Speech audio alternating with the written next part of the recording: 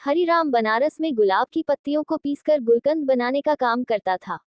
बनारस में उसकी गुलकंद दूर दूर तक मशहूर थी। उसके एक बेटा और एक बेटी थी। बेटी का नाम सुकन्या था। बेटी गुलकंद बनाने में अपने पिता का पूरा साथ देती थी और इस काम में अपने पिता की तरह माहिर थी। सुकन्या की स्कूल में पढ़ाई के साथ साथ नृत्य कला, गायन कला और वाद्य कला का अभ्यास कराया जाता था।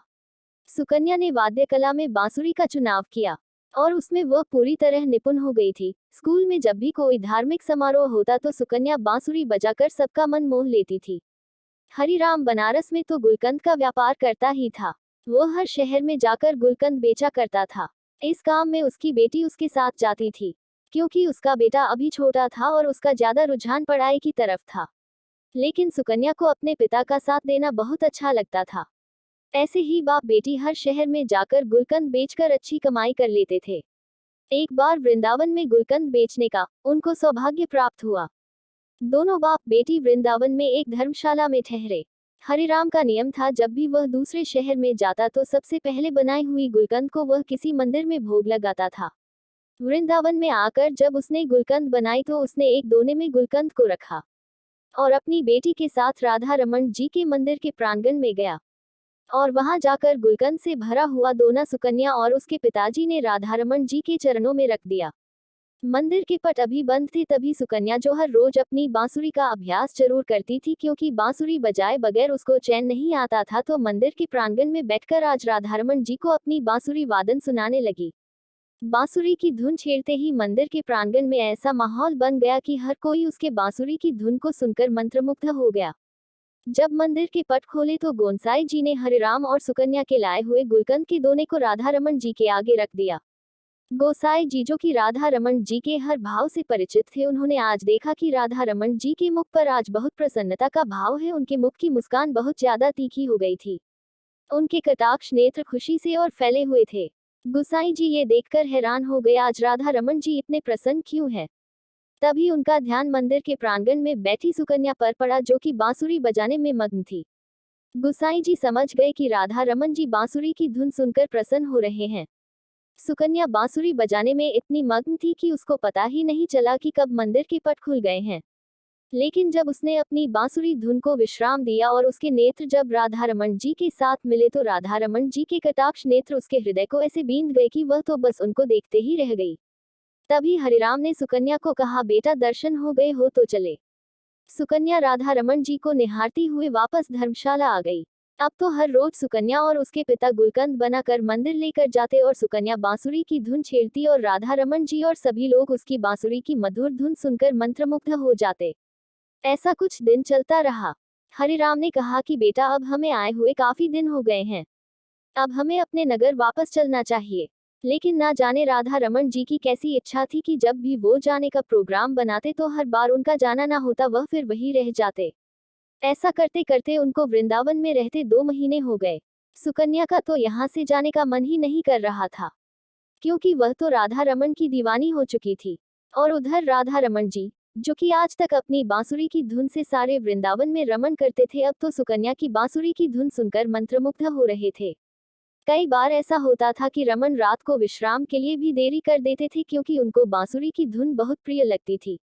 जब इनको सुलाने के लिए मंदिर के पट बंद करने के लिए गुसाई जी जाते तो किसी न किसी बहाने राधारमण जी मंदिर का पट बंद ही नहीं करने देते। ऐसा कई बार गुसाई जी ने देखा था।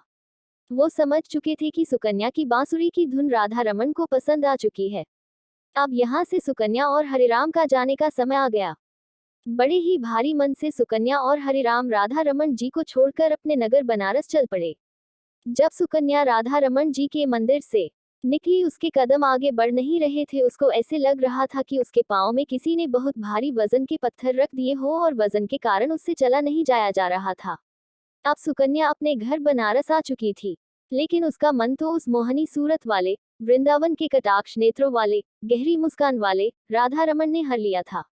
अब तो सुकन्या का अपने घर बिल्कुल मन नहीं लगता था। उसका मन करता कि वह भागकर मंदिर के प्रांगण में चली जाए।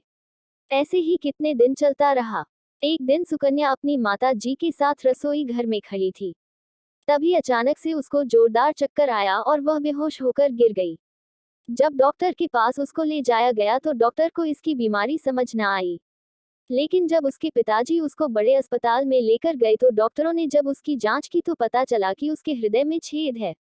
घर के सब लोग सदमे में आ गए, ये हमारी बेटी के साथ क्या हो गया।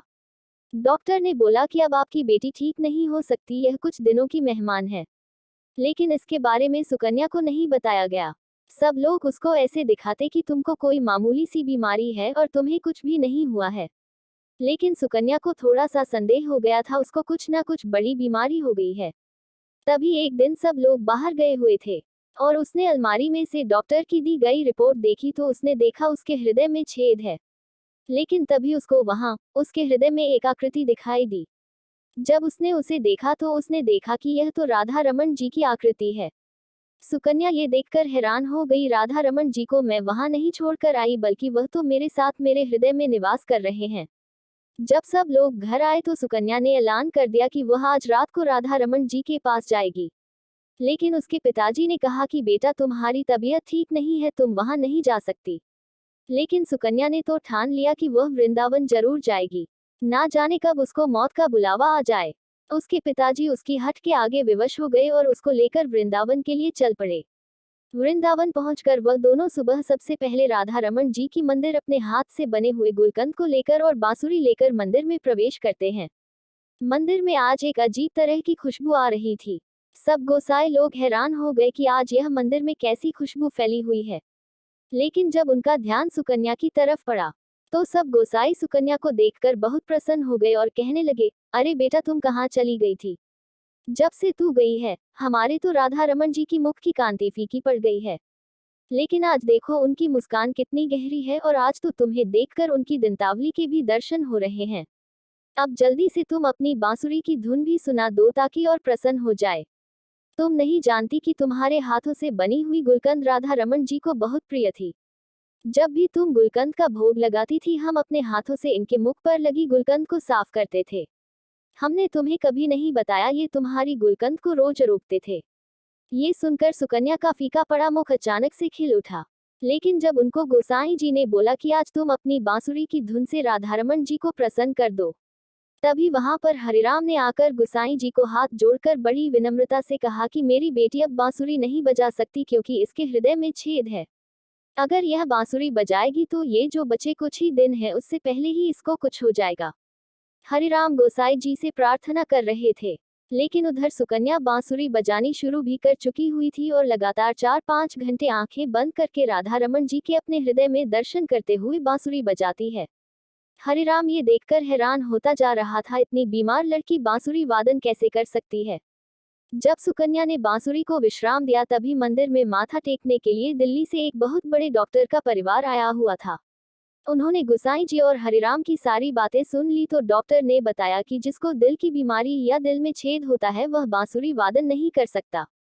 आप लोगों को जरूर कोई गलतफहमी हुई है, लेकिन हरिराम ने सौगंध लेकर कहा कि नहीं, हम वहां पर सुकन्या का इलाज करवा रहे हैं और डॉक्टर ने बोला है ये कुछ दिनों की मेहमान है। मंदिर में आए हुए डॉक्टर ने दोबारा उसके दिल की जांच की तो उसने भी देखा कि सुकन्या के हृदय में तो छेद है, लेकिन वह छेद किसी चीज का उस पर आवरण है, लेकिन उसको कुछ समझ नहीं आ रहा था। किसी को यह नहीं पता था कि बीमार सुकन्या के दिल में हुए छेद को खुद राधा रमन जी ने वहां पर विराजमान होकर अपने आप से ढका हुआ था। सुकन्या अपनी बीमारी से बिल्कुल बेपरवाह थी क्योंकि उसके दिल के डॉक्टर राधा रमन जी उसके दिल का इलाज करने के लिए खुद उसके हृदय में वास कर रहे थे। ये बात सुकन्या और राधा रमन जी ही जानते थे। सुकन्या ने ऐलान कर दिया कि जब तक उसकी जिंदगी है तब तक वह राधारमन जी को छोड़कर कहीं नहीं जाएगी। उसके पिता ने उसको समझाने की बहुत कोशिश की लेकिन वह अपनी बात पर अड़ी रही। इस बात को 25 साल हो गए, सुकन्या के बाल सफेद हो चुके थे, लेकिन राधारमन जी की कृपा से उसका हृदय आज भी तंदुरुस्त था, उसको कुछ भी नहीं हुआ था।